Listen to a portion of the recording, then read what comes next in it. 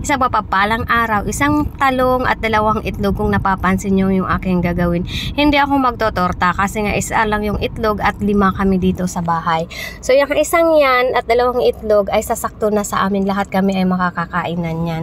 So ibang style naman yung aking gagawin for today. Kung napapansin nyo yung itlog, nilagyan ko na ng asin at magic sarap, konting magic sarap lang.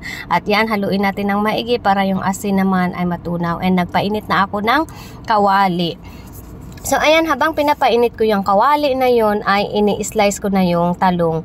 Ayan, i-slice natin muna ng paganyan, paoblong, and then maninipis lang yung ating pag-slice. And then pagkatapos naman natin ma-slice ng paoblong, ayun, naglagay na ako ng mantika para uminit, and in-slice ko naman ng maninipis yung talong na yun na paganyan, na maliliit lang, na maninipis lang masyado. So hindi ko na binalatan at hindi ko na nilaga. So yan, ganyan yung ibang style ko ngayon ng aking pagluto ng talong. Dahil nga naman sa bawat umaga na iniisip mo kung anong lulutuin mo, talagang mapapaisip ka na lang kung ano-ano.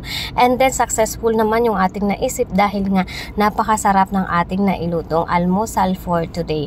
So ayan, patapos na akong mag-slice ng ating talong at napakahirap sa pinakahuli. Ingat-ingat lang sa mga nag-i-slice dahil nga delikado yung ating ginagamit, baka tayo ay masugat. Kaya ayan, natapos ang ating pag-slice, mainit na, at ayan, ilagay na natin yung ating talong. So ayan, nilagay ko lang siya sa mantika, konting mantika lang yun, and then nilagyan ko na rin niya ng asin din, konting asin, and then naglagay din yata ako dyan ng konting magic sarap para magkaroon naman ng lasa. Nakadepende na rin sa inyo kung anong lasa ang gusto nyo, pwedeng asin lang naman.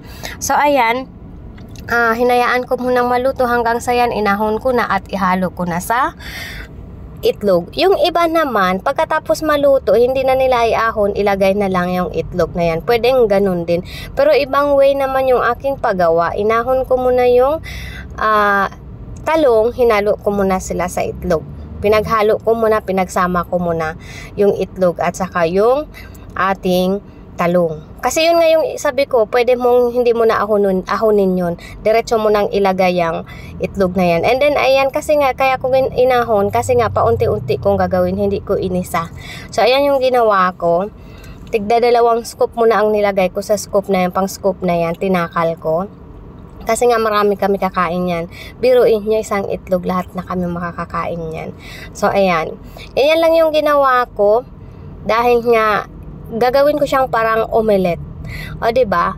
Yung instead na patatas or kamatis yung niroll natin dyan, ang niroll ko dyan ay talong yung laman ng ating itlog for today.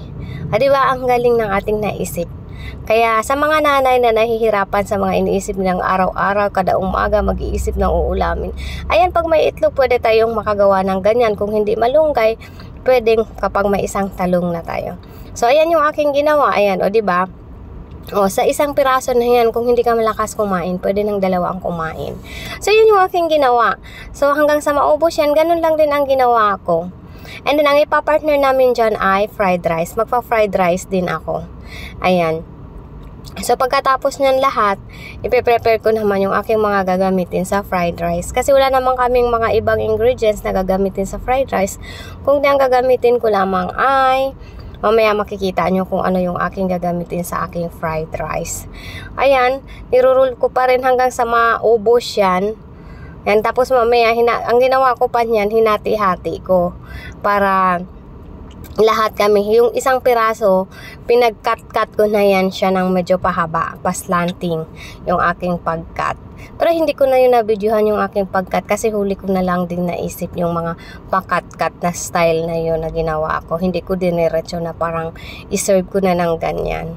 So ayan, ang tagal ko talagang magluto dyan, ang tagal. O diba, hindi ko na kinat yung video ng paggawa ko na yan dyan para masundan nyo sa mga gustong gumawa ng ganyan. Yan, diba, napakasimple lang at napakabilis lang gawin sa umaga. Yan, naubos na yan, yung pinakalas batch ng aking gagawin. So, ayun, nag-prepare na nga pala ako ng carrots. Yan yung sinasabi kong ihahalo ko sa aming fried rice. Yan yung aking ihahalo kasi wala kaming mixed vegetables. So, ayan yung ginawa ko. kinat ko ng pahaba and then kinat ko naman ang pinakamaliit-liit. And then yung ginamit ko naman dyan ay margarine yung aking gagamitin sa paggisa ng ating fried rice. Wala na akong ibang nilagay doon sa fried rice ko. Hindi ako naglagay ng bawang o sibuyas. Basta ayan yung aking nilagay lang. Nilagay ko yung carrots.